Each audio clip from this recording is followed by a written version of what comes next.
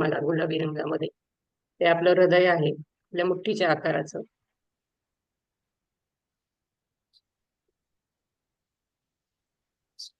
आता आजचा जो टॉपिक आहे हार्ट अटॅक. बऱ्याच लोकांना हार्ट अटॅकचं प्रमाण जे आहे ते थंडीच्या दिवसामध्ये जास्त वाढतंय असं म्हणतात. तर त्याची काही सायंटिफिक कारणं आहेत. थंडीच्या दिवसामध्ये हार्ट अटॅक का येतो? आता अं, सगळ्यात प्रथम म्हणजे समजून घ्यायचंय की तुम्ही शाळेमध्ये असताना शिकला असाल की थंड प्रदेशामध्ये पाण्याचे नळ फुटतात. ऐकलं असेल का? तर थंडीमुळं बर्फ जमा होतो मध्ये आणि ते फुटतात. हे एक कारण आहे. कधी कधी आपल्या रक्तवाहिन्या सुद्धा हे होतात थंडीमध्ये. त्या एक तर कडक झालेल्या असतात. कोलेस्ट्रॉलचं प्रमाण जर जास्त असेल बॉडीमध्ये, थर साचलेला असतो त्याचा आपल्या रक्तवाहिन्यांच्या आतल्या लेअर मध्ये, आणि त्या कडक झालेल्या असतात. आणि थंडीच्या काळामध्ये कधी कधी कधी त्या फुटतात सुद्धा. आणि दुसरं एक कारण आहे, त्या नॅरो झालेल्या असतात आणि थंडीच्या काळामध्ये ते आकुंचन पावतात. म्हणजे त्या अजून हे होतात, थंडीमुळे आकुंचन पावतात आणि त्यामुळं त्यांच्या मार्गामध्ये अडसर निर्माण होतो. ऑलरेडी त्याच्यामध्ये खूप सारा कचरा आहे, त्याला रक्त व्हायला जागा पुरेशी नाहीये, आणि त्याच्यामध्ये जर एखादा क्लॉट निर्माण झाला तर मग अटॅक येण्याची शक्यता जास्त असते. आणि हेच कारण आहे की थंडीमध्ये अटॅकचं प्रमाण हे वाढते. थंड हवामान हे सुद्धा त्याचं एक कारण असू शकतं. तर सर्वात प्रथम तर आपल्याला आपलं हृदय जे आहे ते समजून घ्यायचं आहे. म्हणजे थंडीच्याच काळामध्ये नाही तर पूर्ण वर्षभर आपलं हृदय कसं हेल्दी राहील आणि पुढचे काही वर्ष जोपर्यंत आपलं लाईफ आहे तोपर्यंत त्याला काही प्रॉब्लेम येणार नाही यासाठी काळजी घेणं हे आपल्या हातात आहे. अटॅक आल्यानंतर ते किती वेळ देईल आपल्याला हॉस्पिटलमध्ये जायला, की देईल की नाही याची गॅरंटी नाहीये. परंतु आता आपल्या हातामध्ये वेळ आहे हृदयाची काळजी घ्यायची. अटॅक आल्यानंतर ते डॉक्टरांच्या हातात सगळ्या गोष्टी जातात. आता आपल्या हातामध्ये आहेत. हेल्थ कोच त्याच्यासाठीच आहे की आपण हेल्थ केअर सिस्टीमवर इथं काम करतो, आणि त्यासाठी तुमच्या हृदयाची तुम्ही काळजी कशी घ्यायची आहे आणि हार्ट अटॅक येऊ नये त्यासाठी कुठल्या कुठल्या आपण प्रिकॉशन घ्यायचे आहे तर हे आपण सांगणार आहोत. सुरुवातीला जनरल हार्टची काळजी कशी घेणार हे आपण बघणार आहोत, आणि नंतर थंडीच्या दिवसामध्ये अजून काय काय आपण प्रिकॉशन घेऊ शकतात हे लास्टला बघणार आहोत. तर सर्वप्रथम हार्ट अटॅक येतो म्हणजे काय होतंय, तर दोन मेजर कारण आहेत त्याचे. एक तर हार्टवर लोड येतो, आणि दुसरं आहे तुमच्या ज्या रक्तवाहिन्या आहेत, व्हेन्स आहेत, तर त्याच्यामध्ये आतल्या बाजूला कचरा जमा झाल्यामुळं आणि त्या रिजिड झाल्यामुळं तर त्याच्यामध्ये रक्त व्हायला पुरेसा स्पेस नसल्यामुळं, आणि कधी कधी त्याच्यामध्ये ब्लॉकेजेस निर्माण झालेले असतात, आणि त्यामुळे रस्ता बंद होतो त्याचा, आणि आपलं हार्ट बंद पडतं. हे दोन महत्वाचे कारण आहेत हार्ट अटॅक येण्याची. आता जनरल याच्यामध्ये आता अजून जी कारण आहेत म्हणजे याच्याशी रिलेटेड तर चार महत्वाची कारण आपण सांगू शकतो की का हार्ट अटॅक येतो. सगळ्यात पहिलं जे आहे फॅट. तुमच्या बॉडीमध्ये जर फॅट जास्त असेल, ओबेसिटी जास्त आहे, लठ्ठपणा जास्त आहे, तर तुमच्या हार्टवर लोड येणार आहे. कारण 1 किलो फॅट जरी तुमच्या बॉडीमध्ये जास्त आहे म्हणजे त्या 1 किलो फॅटला रक्त पोहोचवण्याची जबाबदारी हृदयाची वाढते, तेवढा ताण हृदयावर वाढतो. आणि असं म्हटलं जातं रिसर्च मध्ये की 1 किलो फॅट जास्त असेल तर 3 किलोमीटर एवढ्या लांब वेनला जेवढं रक्त लागतं तर तेवढं रक्त आपल्या हृदयाला जास्त पंप करावं लागतं. जर तुमचं वजन 20 किलो जास्त असेल तर 20 × 3 विचार करा, 60 किलोमीटर एवढी लांब वेन जी आहे तिला जेवढं रक्त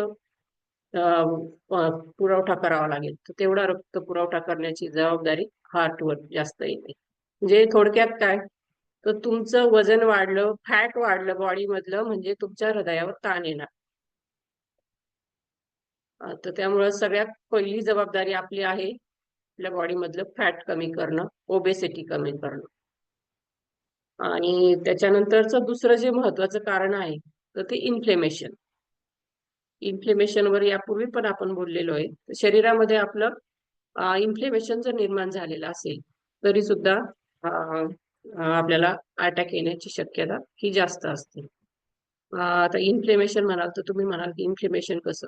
इन्फ्लेमेशन एक तर दोन पद्धतीचं आहे, जे याला अॅक्यूट इन्फ्लेमेशन आणि क्रॉनिक इन्फ्लेमेशन म्हणतात. आणि अॅक्यूट इन्फ्लेमेशन जे आहे, आपल्याला कुठेतरी टक्कर लागली, कुठेतरी धडक झाली, काहीतरी लागलं, पायाला ठेच लागली तर त्या जागेवर लाल होतं, सुजतं किंवा चटका बसला तिथे पण लाल होतं, सूज येते. इन्फ्लेमेशन हे जे इन्फ्लेमेशन आहे काही कारणाने झालेलं, तर ते एक अर्थी गुड आहे. कारण तिथं सूज आल्यानंतर लागल्यानंतर हे झाल्यानंतर आपण त्याची काळजी जास्त घेतो आणि पुन्हा त्यात तिथे काही लागू देत नाही. तर याच्यासाठी inflammation in a way good आहे. परंतु बॉडीमध्ये कधी कधी कधी विनाकारण इन्फ्लेमेशन निर्माण होतं आणि त्याच्यातूनच मग किडनीला सूज येणे, लिव्हरला सूज येणे, गर्भाशयाला सूज येणे, किंवा तुम्हाला जर बीपीचा त्रास असेल किंवा इन्सुलिन शुगरचा त्रास असेल तरी सुद्धा तुमच्या बॉडीमध्ये इन्फ्लेमेशन आहे असं आपण समजू शकतो. की शरीरामध्ये क्रॉनिक इन्फ्लेमेशन जे आहे की ज्याचं काही कारण नाहीये पण शरीरामध्ये सूज येते, तर अशा व्यक्तींना सुद्धा हार्ट अटॅकचा धोका जास्त असतो. त्याचबरोबर ब्लड शुगर इम्बॅलन्स आहे. ब्लड शुगर जी आहे तुमची, तर ती स्टेबल राहत नाहीये. कधी कधी 300-400च्या पुढे जातीये किंवा कधी कधी खूपच कमी होती. तर ती बॅलन्स ठेवणं हे तेवढंच महत्वाचं आहे. त्याच्यासाठी वेळोवेळी आपले ब्लड शुगरचे रिपोर्ट करत राहणं आवश्यक आहे. त्यामुळे विशेषतः ज्यांना मधुमेह आहे, डायबिटीस आहे, तर त्यांनी वारंवार म्हणजे दर महिन्याला तरी कमीत कमी आपले ब्लड शुगरचे रिपोर्ट केले पाहिजे. आणि जर खूप जास्त शुगर असेल तर ती कशी बॅलन्स मध्ये आणायची याचा प्रयत्न केला पाहिजे. शक्यतो 200च्या पुढे शक्यतो कुणाची शुगर नाही जायला पाहिजे. आणि चौथं आणि सगळ्यात महत्वाचं कारण जे आहे ते म्हणजे स्ट्रेस. कधी कधी तुमचं सगळ्या गोष्टी व्यवस्थित असतात, स्ट्रेस लेवल खूप असते. आपण म्हणतो ना की एकदम फिट होता, काहीच नव्हतं, म्हणजे जाड नव्हता काही फारसा, पण तरी त्याला असं का झालं हा प्रश्न पडतो. तर त्या व्यक्तीच्या मध्ये स्ट्रेस लेवल जी आहे तर ती खूप सारी असते. स्ट्रेसवर आपण पुढे बोलणारच आहोत. तर ही महत्वाची 4 कारणं आहेत हार्ट अटॅक येण्याची. पहिलं तर आहे तुमचा फॅट, बॉडीमध्ये फॅट वाढलेला असेल तर तुमच्या हृदयाला धोका आहे. बॉडीमध्ये इन्फ्लेमेशन असेल, हृदयाला धोका आहे. ब्लड शुगर तुमची इम्बॅलन्स आहे, हृदयाला धोका आहे. आणि तुम्ही खूप स्ट्रेस घेताय कुठल्या गोष्टीचा, सतत स्ट्रेसमध्ये राहताय, सतत टेन्शनमध्ये राहताय आणि ते मॅनेज करण्यासाठी कुठली ऍक्शन घेत नाहीये, तरी पण तुमच्या हृदयावर ताण येणार आहे आणि तुम्हाला त्रास होऊ शकतो. Prevention is better than cure. म्हणजे मी सुरुवातीला सांगितलं की डॉक्टरकडे जायची वेळ येण्यापूर्वी आपण काय करू शकतो, की आपल्याला डॉक्टरकडे जायचं कामच पडू नये हार्टसाठी. तर त्याच्यासाठी सर्वप्रथम तर 35च्या पुढं प्रत्येकाने आपले ब्लड रिपोर्ट केले पाहिजे. आणि त्याच्यामध्ये विशेषतः लिपिड प्रोफाईल, की ज्याच्यामध्ये आपल्याला कळणार आहे की आपलं जे ब्लडची म्हणजे हार्टची सिच्युएशन काय आहे, कोलेस्ट्रॉल लेवल काय आहे, गुड कोलेस्ट्रॉल वाढलंय, बॅड कोलेस्ट्रॉल वाढलंय. गुड कोलेस्ट्रॉल तर शक्यतो वाढत नाही, ते कमीच होतं. पण बॅड कोलेस्ट्रॉल जर वाढलं असेल, ज्याला एलडीएल म्हणतो, तर ते जर वाढलेलं आहे किंवा ट्रायग्लिसराईड तुमचं वाढलेलं आहे, तर ते कसं बॅलन्स करायचं याच्यासाठी तुम्ही हेल्थ कोचची मदत घेऊ शकता किंवा तुम्ही तुमच्या लाईफस्टाईल मध्ये चेंजेस करू शकता. दुसरं जे आहे, म्हणजे prevention is better than cure पाहतो आपण. उपाय बघतोय की आपल्या हृदयाची आपण काळजी कशी घ्यायची आहे, तर याच्या स्टेप बघतोय आपण. दुसरं जे आहे, काही काही गोष्टी आपल्याला अवॉइड करायच्या आहेत आपल्या हृदयाची आपल्याला काळजी घेण्यासाठी आणि आपल्याला हार्टचा कधी त्रास होऊ नये. विशेषतः ज्यांना सध्या बीपी आहे, शुगर आहे, किंवा 35च्या पुढं वजन 35च्या पुढं वय आहे आणि छोटे छोटे प्रॉब्लेम जे आहेत ते सुरू झालेले आहेत, त्यांनी विशेष काळजी घेणं आवश्यक आहे. काही काही गोष्टी अवॉइड करायच्या. त्याच्यामध्ये गव्हापासून बनवलेले पदार्थ, मैद्यापासून बनवलेले पदार्थ, ज्याच्यामध्ये ग्लुटेन आहे, हे जे आहे ते तुमच्या शरीरामधलं इन्फ्लेमेशन वाढवत असतं. म्हणजे शरीरामधली सूजन ही वाढवत असतं. त्यामुळं हे पदार्थ, गव्हाचे आणि मैद्याचे पदार्थ आपण टाळायला पाहिजे. दुसरी गोष्ट आहे ट्रान्स फॅट, जे की बेकरी प्रॉडक्ट आहे, बिस्किट आहे, टोस्ट आहे तुमचं, किंवा बेकरीमध्ये बनवलेले जे पदार्थ आहेत, तर त्याच्यामध्ये ट्रान्स फॅटचं प्रमाण जास्त असतं. त्याचबरोबर पॅकेज्ड फूड, की जे की आपण अगदी 10 रुपयात, 5 रुपयात मिळणार, टपरीवर मिळणार पॅकेट आपण घेतोय आणि फोडून लगेच खायला लागतो. त्याच्यामध्ये वेफर्स असतील किंवा रेडीमेड जे काही असेल, चिवडा असेल, शेव असेल, काय काय असेल, तर ते जे पदार्थ आहेत, तर त्याच्यामध्ये ट्रान्स फॅटचं प्रमाण हे जास्त असतं, की जे आपल्या शरीरामधलं कोलेस्ट्रॉलचं प्रमाण वाढवणार आहे आणि पर्यायानं आपल्या हृदयाचं आरोग्य खराब करणार आहे. Processed food, ultra processed food, junk food ज्याला आपण म्हणतोय, की वडापाव असेल, त्याच्यानंतर मॅगी सारखे पदार्थ आहेत, किंवा पिझ्झा, बर्गर, पास्ता असे जे पदार्थ आहेत, की रेडी टू कुक, 2 मिनिटामध्ये बनवता येणारे जे काही पदार्थ असतील, किंवा रेडीमेड आपण घेतो असे जे पदार्थ आहेत, जंक फूड आहे. त्याचबरोबर आपले जे कोल्ड ड्रिंक्स आहेत, तर ते सुद्धा आपल्या हृदयासाठी चांगले नाहीयेत, हृदयाच्या आरोग्यासाठी चांगले नाही. ते शरीरामध्ये ऍसिडिटी पण वाढवतंय आणि त्याचबरोबर इन्फ्लेमेशन पण वाढवतंय. ज्यांना कुणाला अल्कोहोल किंवा स्मोकिंगची सवय असेल, ते सुद्धा आपल्या हृदयावर एक प्रकारे ताण निर्माण करतात. नमकीन पदार्थ जे पॅकेजमध्ये मिळतात, असे नमकीन पदार्थ सुद्धा आपण टाळायचे आहेत. त्याच्याऐवजी आपण घरी काही पदार्थ बनवून खाऊ शकता, तुम्हाला जर खूपच नमकीन पदार्थ खाण्याची इच्छा असेल तर. पण पॅकेजमध्ये बनणारे नमकीन पदार्थ आपण ते टाळायचे आहेत.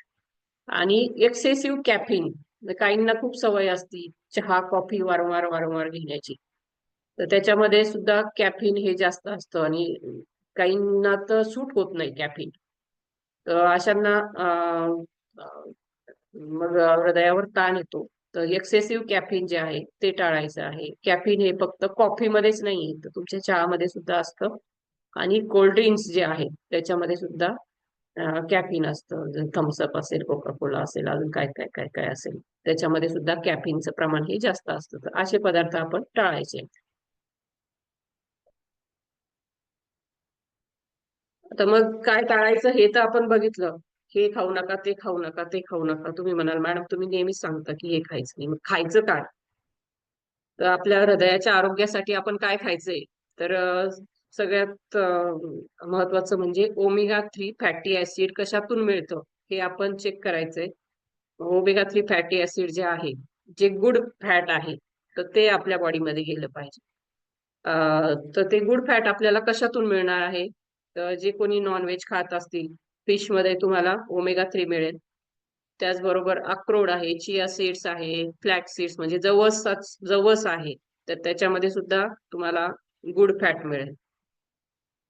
त्याचबरोबर सप्लिमेंट्स मध्ये म्हटलं तर आपलं हर्बलाइफची सॉफ्ट जेल जी आहे,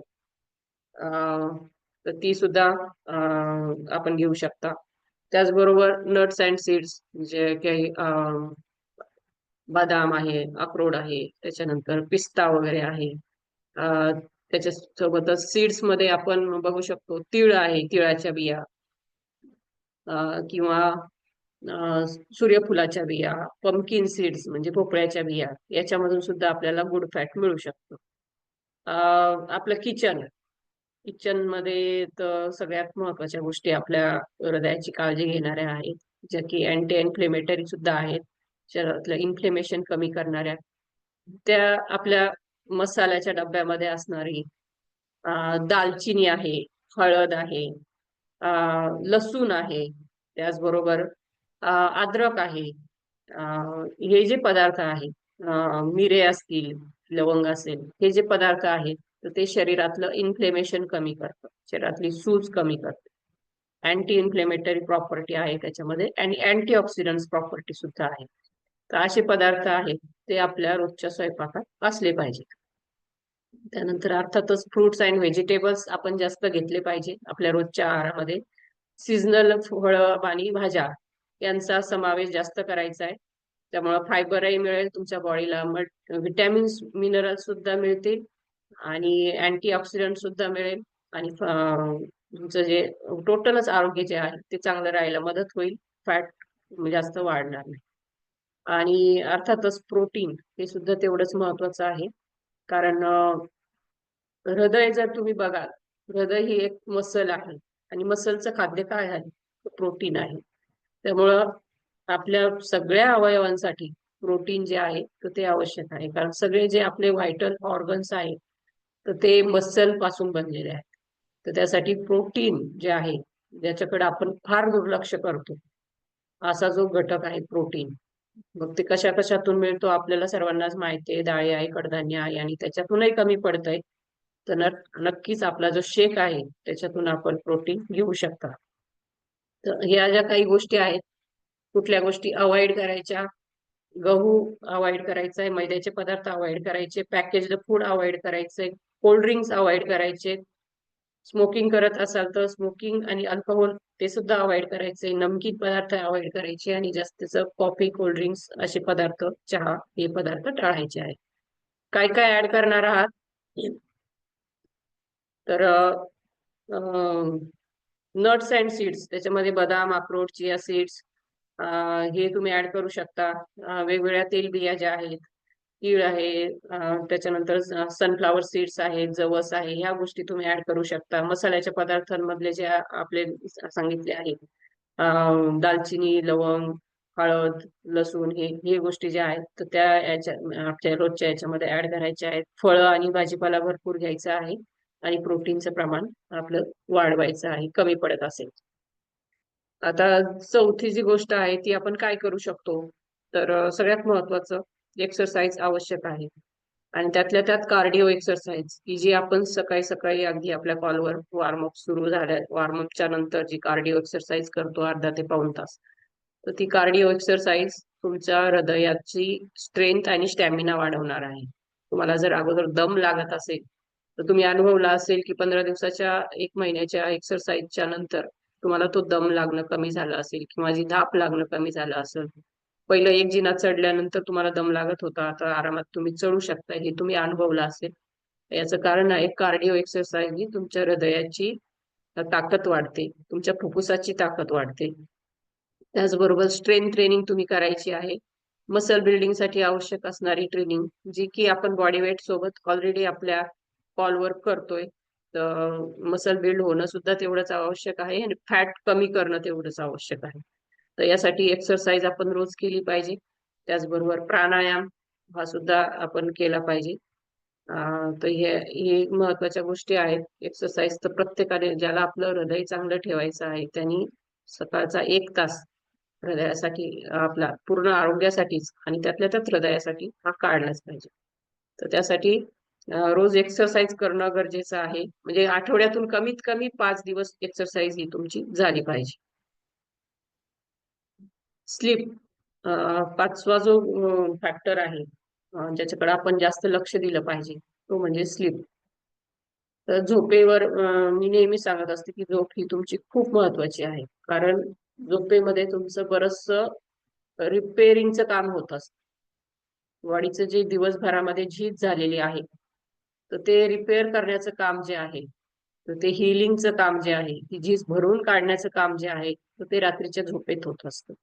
रात्रीच्या झोपेमध्ये शरीरातला कचरा सुद्धा साफ होत असतो. शरीरात जे काही टॉक्झिन्स निर्माण झालेले आहे, जे काही अनवॉन्टेड गोष्टी निर्माण झालेल्या आहेत, ज्या आवश्यक नाही, तर त्या बाहेर काढण्याचं काम, त्याचं डिटॉक्सिफिकेशन करण्याचं काम हे झोपेमध्ये होत असतं. बॉडीचं डिटॉक्सिफिकेशन होतं, त्याचबरोबर ब्रेनचं डिटॉक्सिफिकेशन होतं. दिवसभरामध्ये हजारो विचार आपल्या डोक्यामध्ये सतत सतत चालू असतात आणि हीच वेळ असती रात्रीची की इथं आपला ब्रेन शांत होतो. हृदय सुद्धा आपलं थोडंसं म्हणजे खूप दिवसभरामध्ये खूप साऱ्या गोष्टींचा ताण घेत असतं, ते सुद्धा त्याला सुद्धा थोडीशी शांतता भेटते. आणि ते काही हार्मोनल बॅलन्स होण्याचं काम जे आहे ते सुद्धा यामुळे होत असतं. तर झोप जी आहे ती सगळ्यात महत्वाची आहे.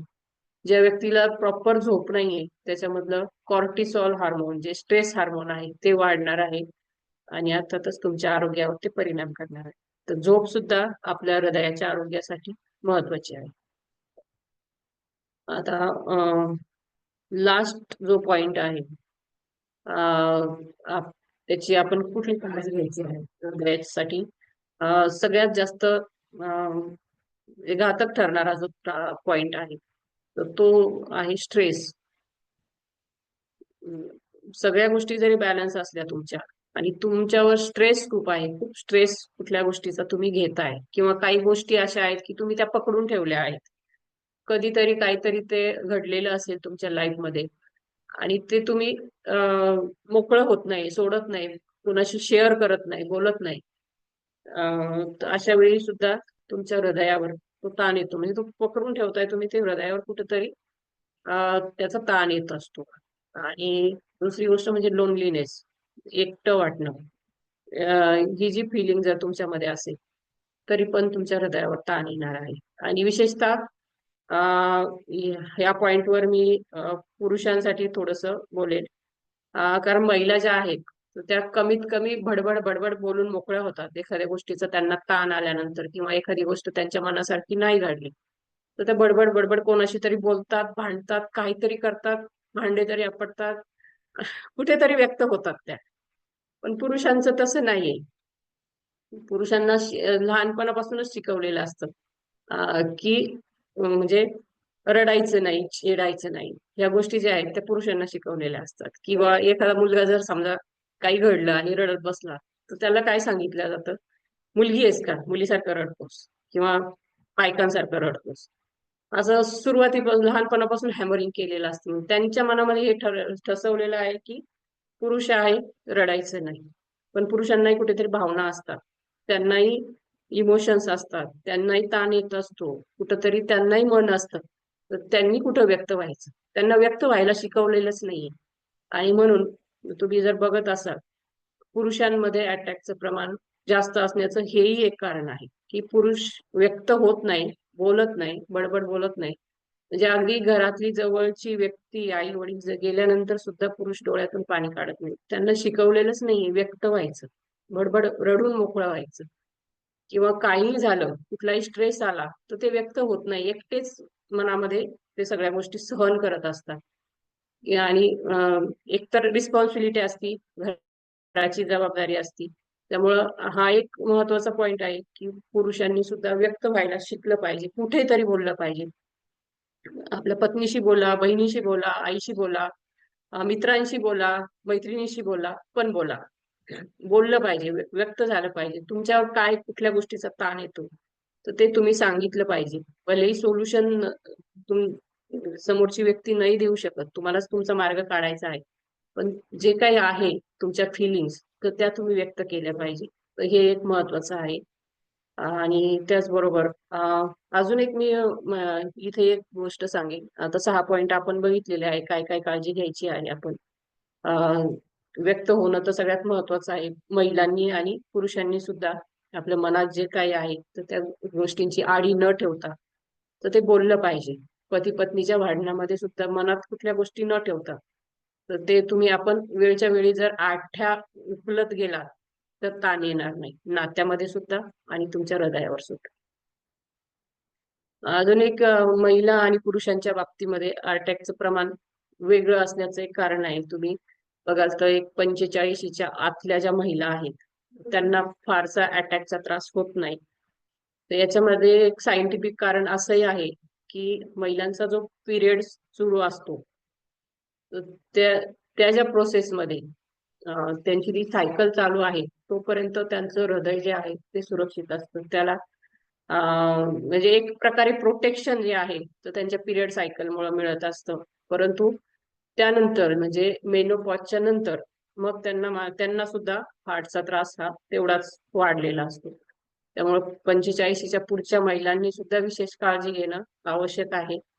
आणि हेही एक कारण आहे की महिलांमध्ये हार्ट अटॅकचं प्रमाण कमी आहे. तर येस, आतापर्यंत आलं लक्षात सगळ्या गोष्टी.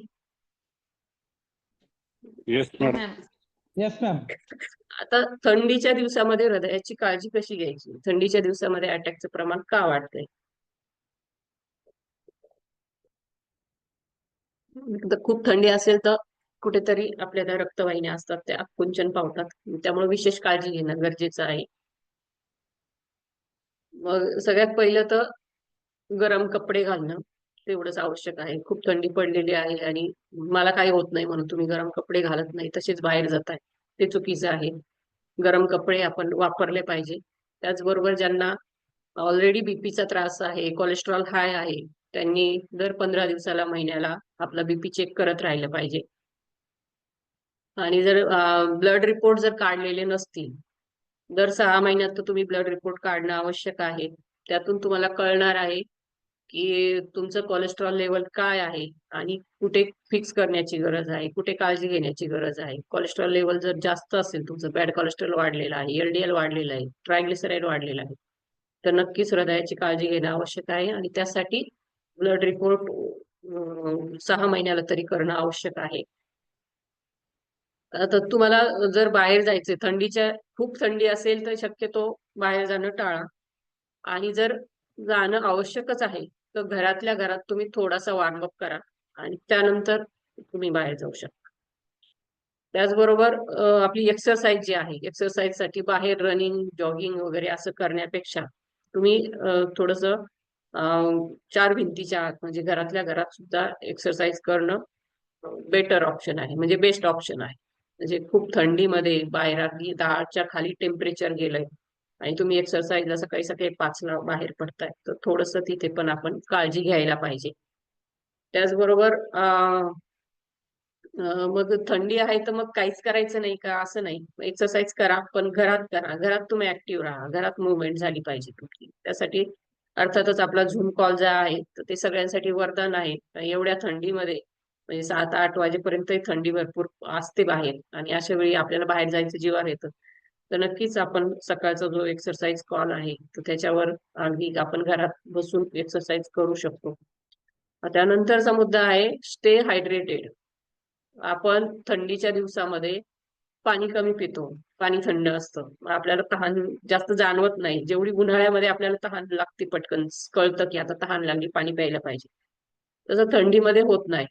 मग आपण पाणी कमी पितो आणि मग पाणी कमी पिल्यामुळे सुद्धा आपल्या हार्टवर त्याचा ताण होऊ शकतो. बीपी जे आहे तर ते कमी जास्त होऊ शकतं जेव्हा आपण प्रॉपर पाणी पित नाही. तर त्यासाठी पाणी पिणं सुद्धा दिवसभरामध्ये आपली जर पाण्याचा इंटेक आहे तो सुद्धा आपण प्रॉपर ठेवायचा आहे. खूप थंड पाणी असेल तर आपण थोडंसं कोमट करून ते दिवसभरामध्ये पिऊ शकतो, की जेव्हा आपल्याला खूप कडक नाही प्यायचंय, परंतु थोडंसं आपण वार्म करून ते म्हणजे थोडंसं गरम करून आपण ते पिऊ शकतो. त्याचबरोबर सुरुवातीला सांगितलं की बाहेर जाऊन एक्सरसाइज करणं टाळा आणि अ, ज्यांना कुणाला म्हणजे हार्टचा प्रॉब्लेम ऑलरेडी आहे किंवा ज्यांचं कोलेस्ट्रॉल लेवल जास्त वाढलेलं आहे, बीपीचा त्रास आहे, त्यांनी काही गोष्टी लक्षात ठेवायच्या आहे. हार्ट अटॅक येण्यापूर्वी काही साईन जे आहेत ते आपलं शरीर देत असतं. काही लक्षणं जे आहेत ते आपल्याला जाणवत असतात. जसं की छातीत थोडं-थोडं दुखतं, पाठीत पेन व्हायला लागते किंवा उजव्या हातामध्ये अचानकच दुखायला लागतं. दरदरून घाम येतो. असं जर काही होत असेल, तर त्वरित आपल्या डॉक्टरांशी संपर्क साधायचा आहे. हॉस्पिटलला जायचं आहे आणि चेकअप करून घ्यायचं आहे. कधी-कधी ॲसिडिटी झाली म्हणून सुद्धा आपण टाळाटाळ करतो आणि ॲसिडिटीचं औषध घेतो आणि तो त्रास आपला वाढू शकतो. तर अगदी थोडंसं जरी तुम्हाला जाणवलंय, घाम येतोय, दम लागतोय, शॉर्टनेस ऑफ ब्रीथिंग म्हणजे श्वास घेता येत नाहीये प्रॉपर किंवा पाठीत दुखतंय, छातीत दुखतंय, हातामध्ये अचानकच दुखायला लागली, पेन व्हायला लागलं, असं जर तुम्हाला व्हायला लागलं, त्वरित डॉक्टरांकडे जायचं आहे आणि चेकअप करून घ्यायचं आहे.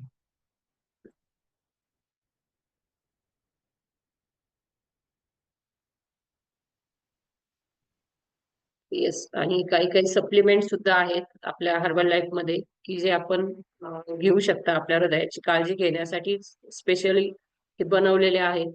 तर हे कुठले सप्लिमेंट्स आहेत? तर हर्बल लाईफलाईन जे आहे, सॉफ्ट जेल. हर्बल लाईफलाईनची जी सॉफ्ट जेल आहे, तर तिच्यामध्ये गुड फॅट जे आहे, जे आपल्या हृदयाच्याच नाही तर सगळ्याच आरोग्यासाठी चांगलं असणार आहे. गुड फॅट जे आहे, तर ते आपल्या हर्बल लाईफलाईन मध्ये आहे. हर्बल लाईफलाईन मध्ये असणारं गुड फॅट जे आहे, तर ते गुड फॅट जे आहे, तर ते आपल्या संपूर्ण आरोग्यासाठी चांगलं आहे. हृदयासाठी तर आहेच आहे. तुमच्या ब्रेन हेल्थ साठी पण आवश्यक आहे तुमच्या हार्मोनल हेल्थ साठी सुद्धा आवश्यक आहे आणि टोटलच तुमचं जे आरोग्य आहे तर ते चांगलं ठेवण्याचं काम ही हर्बल लाईफलाईनची सॉफ्ट जेल ही करत असते. त्याचबरोबर बेटा हार्ट म्हणून एक प्रॉडक्ट आहे. ते सुद्धा आपण घेऊ शकता तुमच्या हृदयाची काळजी घेण्यासाठी. बेटा ग्लुकॅन पावडर जे आहे तर ते त्याच्यामध्ये आहे, ते सुद्धा घेऊ शकता. ऍक्टिव्हेटेड फायबर घेऊ शकता. शरीरातला कचरा साफ करण्याचं काम हे ऍक्टिव्हेटेड फायबर करतो. कचरा इन द सेन्स आपल्या पोटामध्ये सुद्धा असतो, इंटेस्टाईन मध्ये सुद्धा जे काही कचरा साचलेला आहे तोही साफ करणं गरजेचं असतं आणि आपल्या रक्तवाहिन्यांमध्ये जे कोलेस्ट्रॉल साठलेलं आहे ते सुद्धा आपण जर फायबरचा इंटेक प्रॉपर असेल तर ते सुद्धा कमी व्हायला मदत होईल. मल्टीव्हिटॅमिन जे आहे तर त्याच्यामध्ये अँटीऑक्सिडंट प्रॉपर्टी आहे, व्हिटॅमिन सी, व्हिटॅमिन ई, त्याचबरोबर वेगवेगळ्या प्रकारचे मिनरल्स आहेत की जे अँटीऑक्सिडंट्स आहेत. त्यामुळे ऑक्सिडेटिव्ह स्ट्रेस जो आहे आपल्या बॉडीमध्ये निर्माण होणारा ते कमी करणार आहे.